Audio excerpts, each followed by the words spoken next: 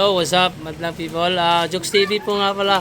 Shoutout sa inyo lahat, mga paps, mga ka-Jokes TV dyan, mga kay Cherry White, Boy Tabang, saka kay Beatmaster. Shoutout sa inyo lahat. May tatanungin lang ako sa customer ko kasi mga ibang kasing mga customer order ng order, pindot ng pindot, hindi kinukuha yung parcel. Kaya may interview tayo, guys. Ano masasabi mo, madam? Sabi ko, yung mga mahilig magpindot dyan na hindi kinukuha ang parcel, ito lang sa akin, ano lang, kasi ang asawa ko is Grab din, Move It. Naranasan namin yung ganyan na order tapos kinakancel. Sabi, mahirap sa isang rider yan, alam nyo bakit? Pagod nila, gasolina nila, pababalik-balikin nyo pa. Sa init ng panahon ngayon, so mahirap talaga yung trabaho nilang ganyan.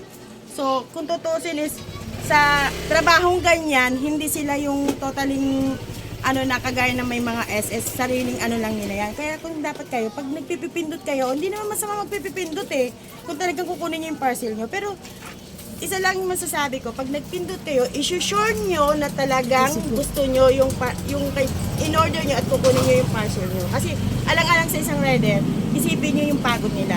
Yun lang, guys. Narinig nyo mga comment ng isang customer. Kaya maraming salamat po sa sumusuporta sa Jokes TV. Huwag nyo kakalimutan subscribe, followers, and share. Thank you po.